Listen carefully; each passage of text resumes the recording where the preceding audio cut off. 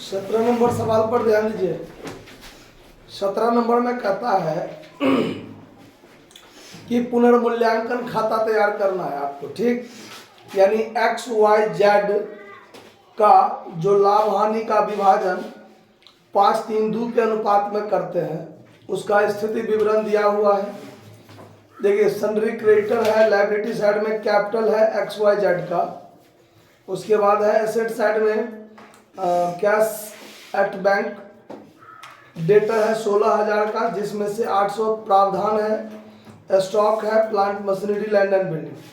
इसी तिथि को वाई फर्म से क्या कर रहा है, अवकाश ग्रहण कर रहा है, और एक्स और जेड के भविष्य का लाभालाभ को क्रमशः 3:1 में बांटना है, ठीक है।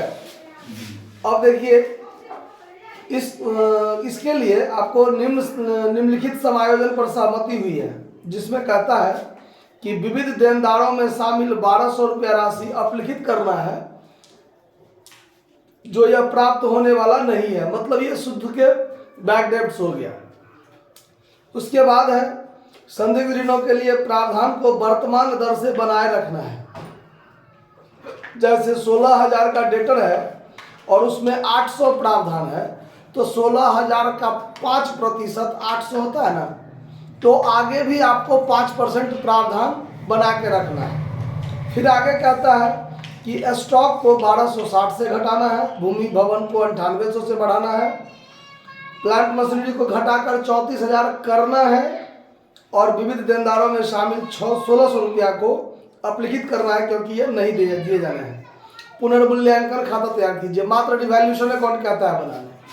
तो रिवैल्यूएशन अकाउंट में क्या क्या होगा और कैसे होगा, देखिए, आपको बनाना है रिवैल्यूएशन अकाउंट।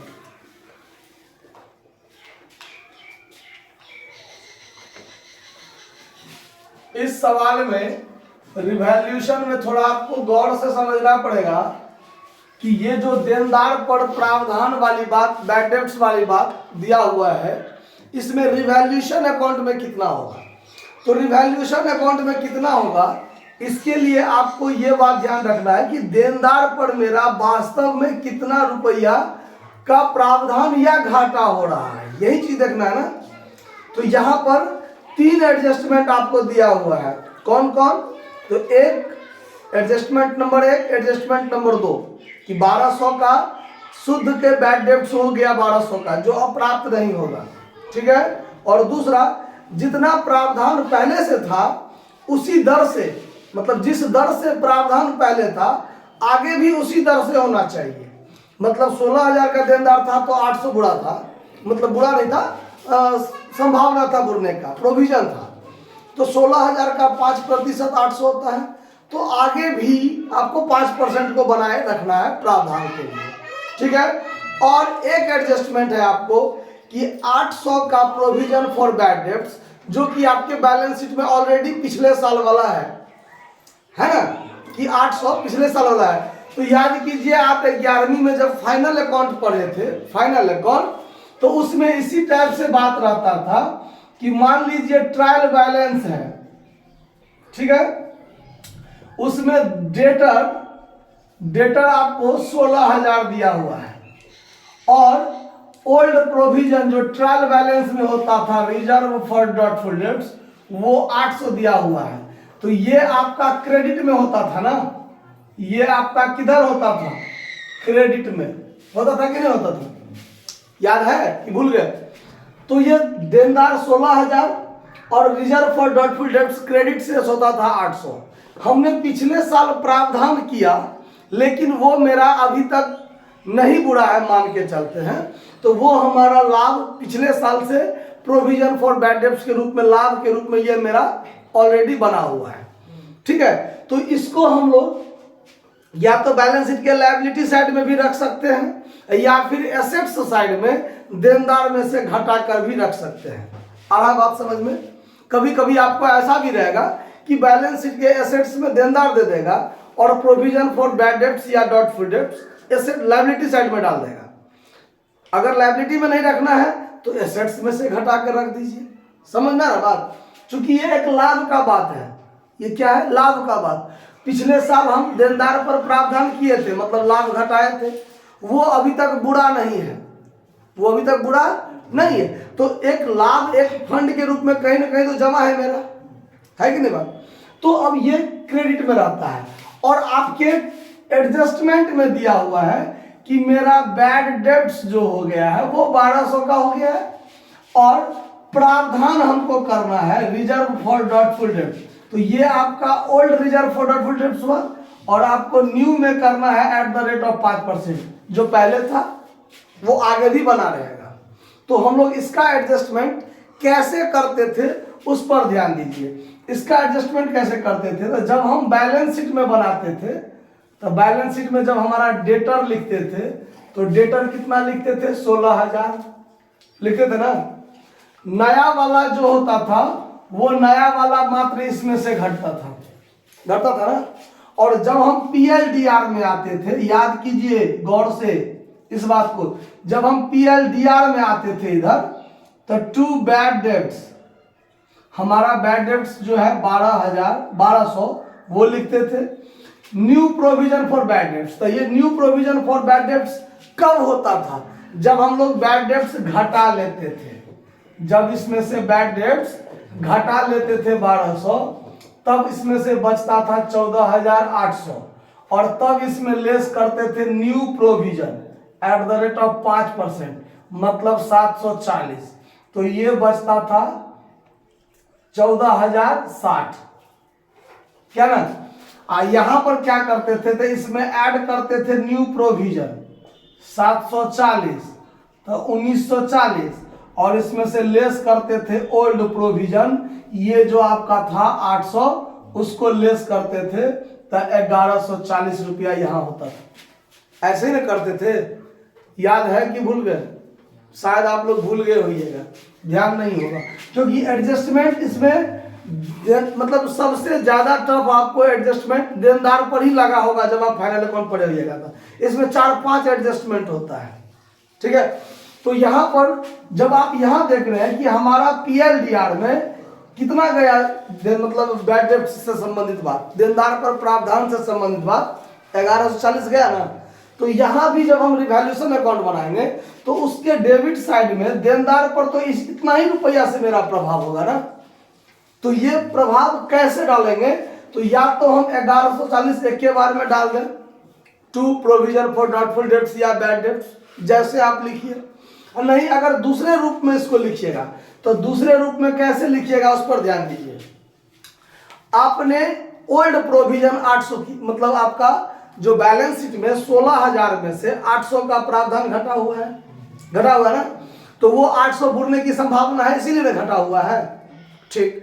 अब आपको क्या हो रहा है कि वास्तव में आपका देनदार 1200 रुपया बुर रहा है, तो 800 तो पहले से हम मानकर चले हैं बुरेगा। तो नया में कितना बैड डेब्ट्स हो रहा है, 400। नया में कितना बैड डेब्ट्स हो रहा है, 400। तो रिवैल्यूएशन अकाउंट के डेबिट साइड में टू बैड डेब्ट्स 400 लिख लीजिए। 1200 में से 800 का तो प्रावधान मेरा पहले से है, तो 400 न टटका टटकी बुर रहा है। नया में कितना बुर रहा है, 400 बुर रहा है।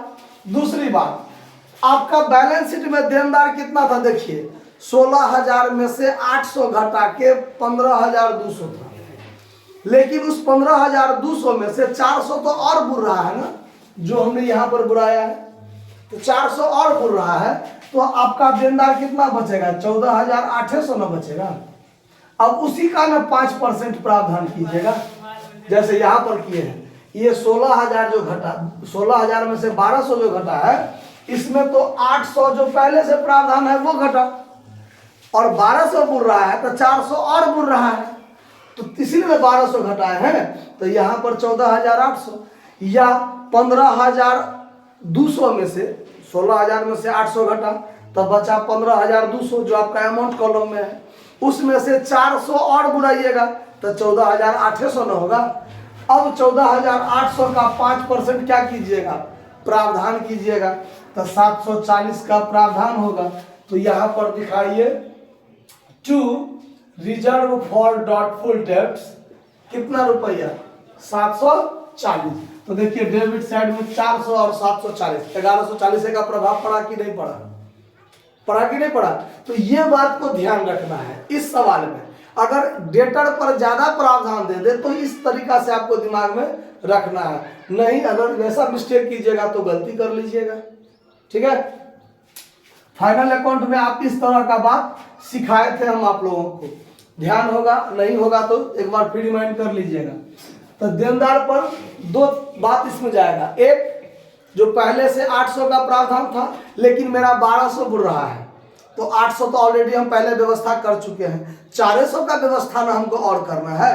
तो टू बैड डेब्ट 400 किए, लेकिन जो मेरा देनदार बुड़ गया उसके बाद जो बचा हुआ है उस पर भी हमको प्रावधान करना है। तो जो मेरा बैड डेब्ट हो चुका है वो घटा लेंगे, तब जो बचेगा उस पर प्रावधान करेंगे। तो 16,000 में से 1200 तो मेरा बुड़ गया है शुद्ध का, तो अब बचा है 14,800। अब 14,800 का 5% प्रावधान बनाए रखेंगे, चूंकि पहले भी 5% था, तो 16,000 का 5% 800 था। अब हमारा वास्तव में देनदार 14,800 बचा है, तो उसका 5% प्रावधान बनाए रखना है। तो 14,800 का 5% 740 रुपया। क्लियर बात। तो ये दोनों बात इसमें हो गया। उसके बाद आगे आपको कहता है कि स्टॉक को 1260 से घटाना है, तो रिवैल्यूएशन के में घाटा होगा ना, 1260 से स्टॉक घटेगा तो घाटा होगा। यहां लिखेंगे टू स्टॉक कितना 1260।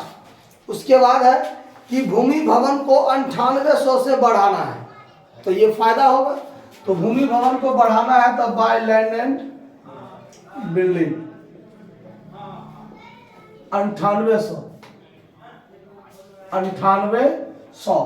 उसके बाद है आपको कि प्लांट एंड मशीन को घटाकर 34,000 करना है। तब प्लांट एंड मशीन है कितना 35,000 का, अब उसको 34,000 करना है, तो 1,000 घटाना है ना, तो घटाना है तो डेबिट में देंगे to plant and machine account कितना रुपया 1,000 रुपया। और फिर आगे है कि विविध लेनदारों में शामिल 1,600 रुपया की राशि को अपलिखित करना है, क्योंकि अब नहीं चुकाया जाना है। तो लेनदार घटेगा तो फायदा होगा ना, तो क्रेडिटर हो जाएगा क्रेडिट में by creditor account, by creditors account 1,600 रुपया। बस बात खत्म। ये टोटल ये हो गया 10 1 11,400, यहाँ भी 11,400, इसमें से घटेगा कितना, तो 1,000 ये हुआ, 1260 और 740, तो 2,000 ये हो गया, तो 3,000 और 3,400, 3,400 घटा दीजिएगा तो कितना हो जाएगा 8,000। ये हो जाएगा to all partners capital account, all partners capital account, ये प्रॉफिट हो जाएगा। और इसको XYZ यही 3,000 है, दूसरा कोई है ना, यही है ना। अब 5-3-2 अनुपात में बांट देंगे तो 4,000 2400 और 1,600 हो जाएगा, 5-3-2 अनुपात में बांट देंगे तो समझ में आ रहा बात। ये बात को गौर से समझ लीजिए, जिसको फाइनल अकाउंट में ये चीज नहीं सीखे होइएगा या इस चीज को ध्यान नहीं रखे होइएगा तो उसको यहाँ कष्ट होगा रिवैल्यूएशन बनाने में। इसको गौर से एक बार देख लीजिएगा। धन्यवाद।